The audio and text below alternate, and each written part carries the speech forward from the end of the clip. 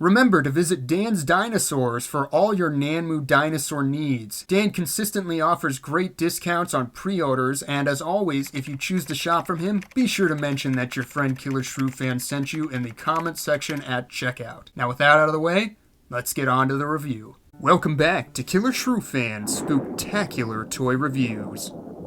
The other day I talked about symbols of the Halloween season and briefly mentioned the classic Universal monsters. Dracula, Frankenstein's monster, the Wolfman, the Mummy. All of these icons of the horror industry reach peak popularity throughout the month of October. You see their images everywhere, in costume shops, television ads, even cereal boxes, proving that the classic monsters never truly go out of style. But in 2015, Universal released a new monster on the world. The Indominus Rex made history as the first genetic abomination to stomp across screens in a Jurassic film. Even the characters of the film recognized her status as a monster, and all of her unique abilities and propensity for bloodshed meant she certainly lived up to the title. I almost see her as a play on the Frankenstein story, again proving that these classics never truly die. I mean, think about it. A mad scientist creating their own life form that then goes on a rampage? Sounds familiar, doesn't it?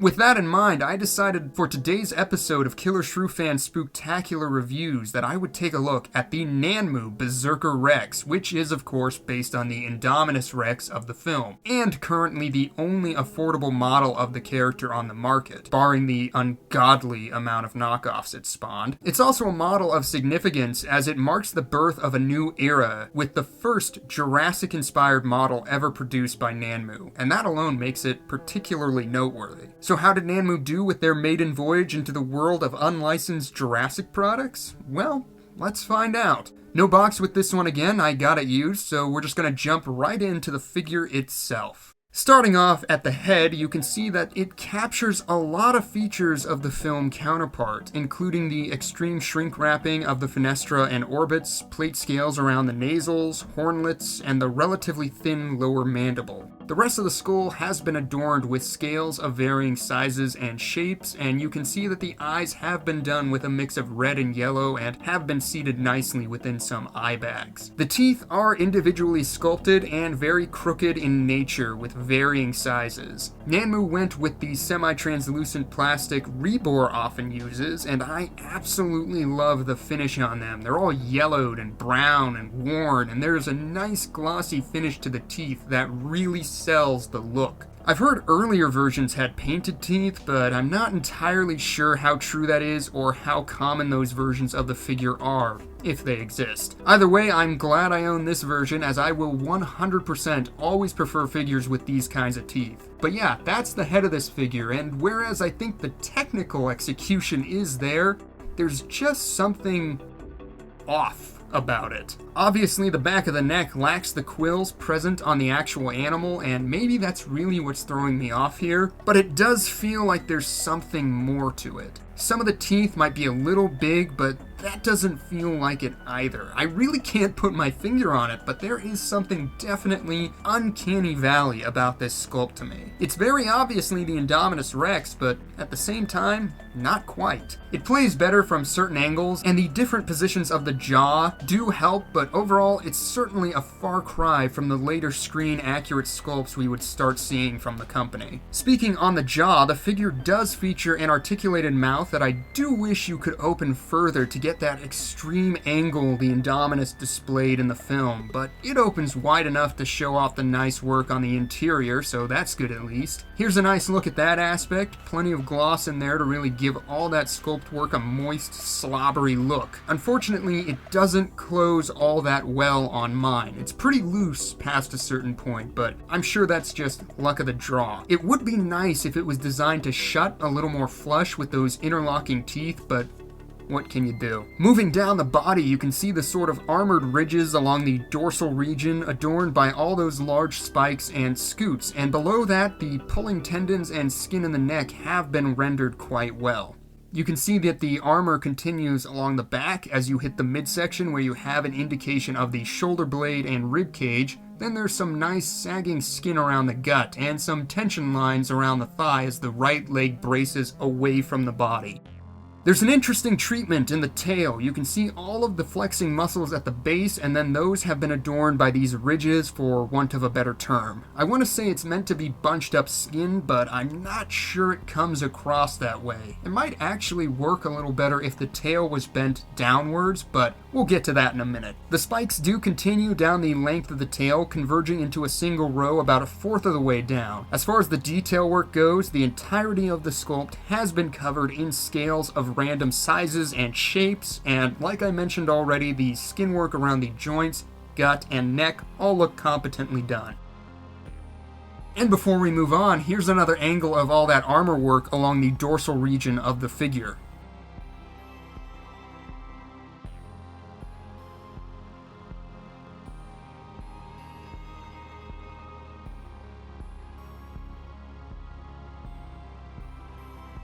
The arms are nice and long, with the left one being used as a third point of contact, which isn't something I really mind if done right. They feature some nice muscle tones, plate scaling along the fingers, and skin folds around the elbow, but the quills of the arms are once again absent. I get that such a fine element of a sculpt might be difficult to mold and cast given how thin they can be and by extension how fragile they would be, but I feel like if all the knockoffs can have this detail, then the original has less of an excuse, because yeah, without them, it really does hurt the overall screen accuracy of the product. Let's not stand on ceremony here. This is not a Berserker Rex, an original Nanmu creation. It is clearly meant to be the Indominus, so when I nitpick that it doesn't look like what it's meant to be, then yeah, I think it's justified. Anyway, onto the legs. You can see that the feet have the standard plate scaling, and you also get all the pulling tendons in that bracing ankle as we move up into the more robust looking calf and powerful thighs.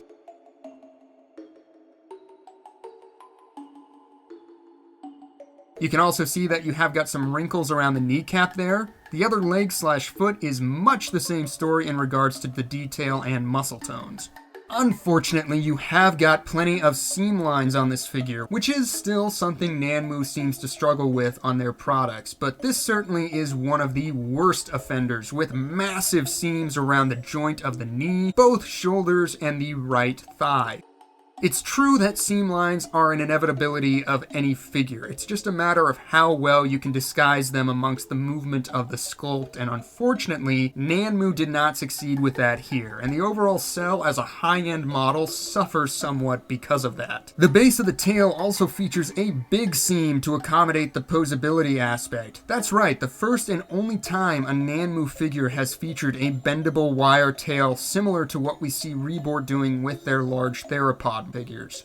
This allows you to pose the tail in different ways, which can be useful for displays while also letting you adjust the energy of the figure. I'll also say that the rubber has an interesting feel. It's different from what we've seen with Reborn. I'm not sure how to describe it. It just feels a little less stiff than Reborn stuff, almost like those rubber snake toys, only slightly more robust, as opposed to just the softened plastic feel of what Reborn does. I know Reborn's bendable figures have a tendency to split or crack, so I do wonder how well Nanmu's approach will hold up in comparison. As far as the pose goes, the Indominus is taking a massive stride forward while leaning downward with the arms held partially extended. I feel like I've seen this pose before, although I can't quite place it. I feel like it was some sort of raptor render that I saw at one point or other, but regardless of how original it is, I do like it, and of course you can alter the energy of it somewhat with the tail and jaw articulation working in tandem. I also really do like the paint job on this thing. Coloring an albino creature requires more than just pale tones, and there's actually a lot of different colors on this thing applied in multiple layers. For one thing, you have a sort of pinkish and purple base color that the lighter shades have been applied over in various layers of dry brushing that allow those flesh tones to still show through. You also see various areas of darker counter shading across the figure. Overall, for such a monotone beast, it's actually quite colorful. I also appreciate the semi-translucency that Nanmu maintained through all of that color.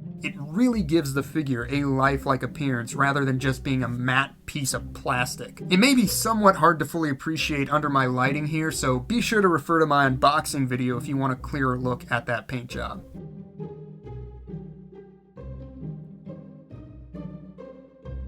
As far as the size of the figure goes, you're looking at around 16.5 inches long, although with the tail fully stretched out, you'd probably get something closer to 16.75 inches or even just under 17 inches. So I guess anywhere from 16.5 inches to 17 inches or 42 to 43.25 centimeters would be a safe measurement with this one. From the ground to the top of the hip, you're looking at about 5.25 inches or around 13.5 centimeters off the ground. Wu sized the Indominus at 50 feet when fully grown, which would put this figure nicely in that 1/35th scale range when considering the higher measurement of 17 inches. The problem is that a lot of Nanmu's figures are not 1/35th scale, and as a result, the Berserker Rex looks a little small next to the rest of the class. Here she is with Nanmu's take on Jurassic World's T-Rex, and yeah, she does look a little out of scale. I'm sure if she wasn't crouched, she would look quote-unquote big enough to square up with the T-Rex, but not necessarily bigger per se. I guess the film version wasn't fully grown, the key word being when she's grown, she'll be bigger than the T-Rex, but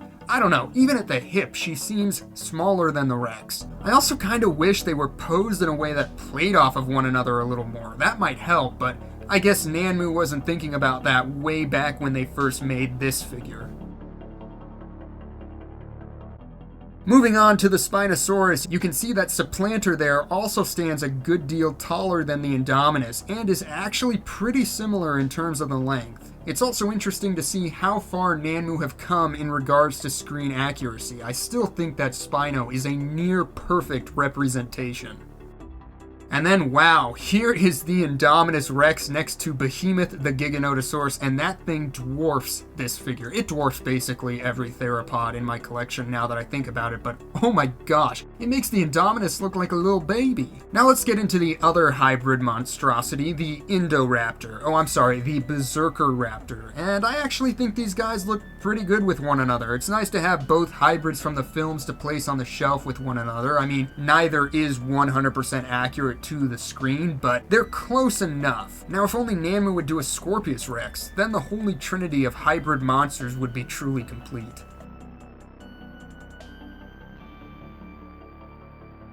And to cap off the theropod comparisons, here's a nice group shot of all the past and future big bads of the Jurassic franchise, and I think they look great together. Of course, as it turns out, that Giganotosaurus isn't accurate to the film design, but it still makes for an attractive placeholder nonetheless. And if you're averse to the design they ended up going with, you're able to just pretend that this is what we got instead, as I feel Nanmu's take is right at home amongst these other stylized creatures. Getting into some other Nanmu comparisons, first up, gotta bring in the Ankylosaurus duo, and I do love how these guys play off of one another. It looks like Nanmu definitely planned this out. The Ankylosaurus pair and Indominus actually look like they were made for one another. The lean down posture of the Indominus and defensive stance of the standard Ankylosaurus makes it look like we're viewing a snapshot from the film when the two squared off with one another.